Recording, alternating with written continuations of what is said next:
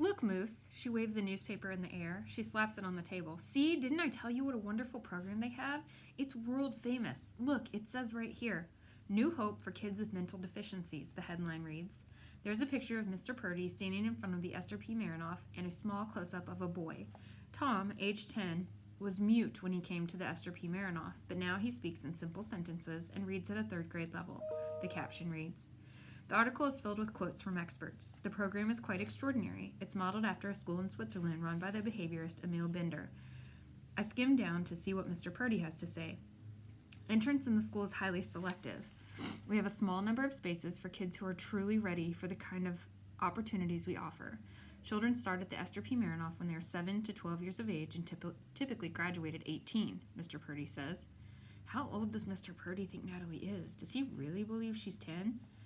My mom has taken off her green hat and her green coat, and she has begun to make supper. Every minute or so, she comes back to the table to read a part of the article again. It's as if the newsprint is warm and my mother's hands are very cold. Natalie is on the living room floor reading my math book like it's the newspaper.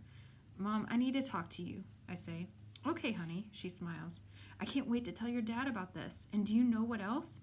My mom claps her hands. Mrs. Kelly says Natalie is really improving. She's going to write her a flying color recommendation. That's what she said, flying colors. My mom hugs me. She's so happy. She would hug the salt shaker if it were only taller. Your sister is going to be okay. She's going to be fine. But, Mom, I say, it says no kids are accepted after the age of 12. My mother freezes. She's so still, it looks like she stopped breathing. Natalie is 10, Moose. You know that. Her voice has a catch in it. You can't be 10 for 5 years in a row, I whisper. Moose, my mother cries. Her eyes are like teeth tearing into me. I remember that funny look Mr. Purdy had on his face when he asked if Natalie was 10. All I see in my head is Natalie holding hands with a grown man. I can't stand this anymore, Mom, I say. She's tall for her age. What's gotten into you? I look down at the article. I need to talk to you. Fine, we'll talk tonight. Your dad will be home any minute. Didn't I already say that? She slams down the square pan. It makes a tinny sound against the counter. Now I wish I hadn't said anything at all to my mom. I should have just talked to my dad about this. When my father walks in the door, my mother rushes to meet him. Cam, look! She hands New Hope for Kids with Mental Deficiencies to my father. This is a red-letter day, my father agrees. He takes my mom in his arms and does a little jig in the kitchen. I can't stand to watch this. I head for my room. Hey, Moose, my father says later that night when Natalie is in bed. Mom says you want to talk to us. Yeah, I say, my heart beating loud and guilty in my chest. I close my book, wishing they had forgotten. I don't think it's safe for Nat to follow me around, I say. My mother stares at me like she can't believe what I've just said. But, Moose, she's doing so well. Carrie Kelly thinks we shouldn't change one thing because being out with you kids and working one-on-one with her is the best possible. Something happened. I feel nothing when I say this, like my mouth is talking all by itself. They wait. What happened, my dad asks. He touches my arm gently. My mind is scrambling. How can I tell them without really telling them? I don't think it's safe for her on this island. She doesn't understand stuff. It's dangerous. What happened? My father asks again. A con noticed her today, I say. My words feel like they are weighted down with stones. My father sighs and sticks a toothpick in his mouth. Well, I can't say I'm surprised, Moose, but I understand how upsetting that would be. My mother glares at him. A con whistled at her? Is that it? She's a pretty little girl, your sister. I wish I had a penny for every time some guy whistled at me. Let's not lose sight of what's important here. Honey, wait. My father takes her arm again. No, you wait. Natalie is getting better. Do you know what she said yesterday? She said, you made me sad. Do you think I like making her sad? I don't. But she's never said anything like that before. What is 55,031 times 59,032? Does May 16th fall on a Wednesday in 1914? This she said, but never you, not mommy, you, a pronoun. I've been trying to get Natalie to use pronouns her whole life. And feelings. She said something she felt. Natalie is communicating with us. This is so important.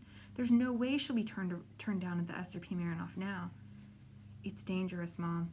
Dangerous? Nothing on this island is half as dangerous as having her locked in her own world.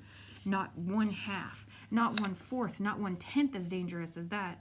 So I am not, do you two hear me, not going to change one single thing about Natalie's day. Things are going too well, and Moose, I won't have you sulking inside with her all afternoon. This smarts.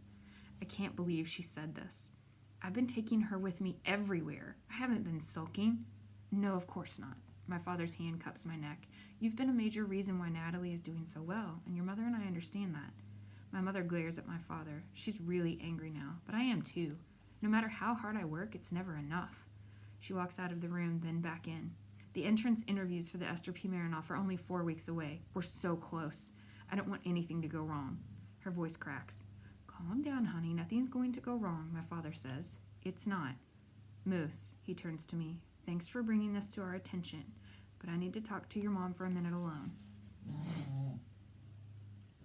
Chapter 29. Convict Choir Boy. Wednesday, May 1st, 1935. The next week, I do my best to stay away from Piper. But the more I steer clear, the more she seems to want to be around me. She's planning something. Watch yourself, Annie tells me on Monday. On Wednesday, I find out Piper has given Scout 105's baseball. And then she's stopped talking to Scout. I guess she doesn't need him anymore, and Scout doesn't seem to care, which surprises me even more. You can have her, Moose, he tells me while we're warming up for our lunch game. She's more trouble than she's worth. Oh, great, I say. Gee, thanks. I think she's googly-eyed for you anyway, he says. No, she isn't, I tell him. Scout nods his head. You like her too, and you know it. I don't know what you're talking about, I tell him. It isn't possible to like someone I dislike as much as Piper. It didn't used to be possible, anyway. So, Moose, we're friends, right? Piper corners me as I come out of the bathroom right after my last bell at school. Whatever you say, Piper. I pick up my books and head out the door into the bright sunshine. And friends help each other, right? I don't like the sound of this. I need your help. She touches my hand. I close my eyes, blow air out of my mouth, and walk faster. She keeps pace with me. I want your help with 105. You have an in now. Well, Natalie does, anyway. You are unbelievable. I spit the words out at her. Moose, wait, come on. I don't want to talk to you, Piper. I just don't. I keep walking fast, my head down. This is going to help you, too, because otherwise you'll always wonder. You'll never know what happened between Natalie and 105. I know what happened. I was there, I lie. No, you weren't, she says. Go cram your head in the crapper, Piper.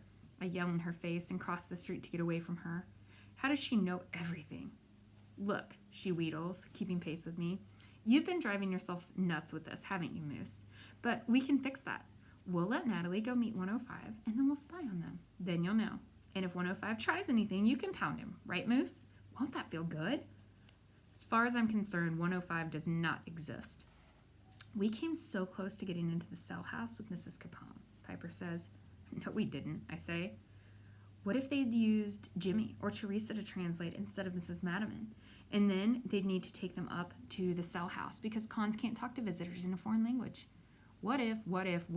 None of that even came close to happening. Didn't you learn anything? Just be there. Just be close and it will happen. You can't catch a ball unless you're in the ballpark. Take 105, for example. She tries again. I don't know what you're talking about, I shout, stopping in the middle of the sidewalk. Natalie certainly does. That's all she talks about is 105. I glare at her. How would you know? I heard her one day when she was with your mom. Your mom had no idea what she was talking about, but I knew, Piper says. My neck goes stiff. I can hardly move it. She loves numbers is all. That's always what she talks about. I start walking again. Oh, yeah, right. Look, what's the harm of just talking to the guy, 105? No harm. Go ahead. You don't need me, and you don't need Natalie. Ah, she made a disgusted noise and cuts in front of me. Well, you don't. I sidestep her. She cuts me off again. There's an odd expression on her face, both eyes looking left, not at anything in particular. What? I ask. She scratches her back. Well, she sighs. Well, what? I tried to talk to 105, but he wouldn't talk to me. No kidding. You know, you really charmed Mrs. Capone, too. I mean, dropping your purse on her toe? What a nice touch. Shut up. What did the guy do anyway? Homicide? Kidnapping? I can't stop myself from asking this. I don't know, but he's only got 1 more year. Not even that, half a year, I think. That's why he has so much freedom. They figure he wouldn't run with 6 months to go. It wouldn't be worth it to jeopardize that. You think they'd let just any old convict wander around the place gardening? Plus, the guy, they call him Onion because the way his hair is greased down makes his head look like an onion. He's put together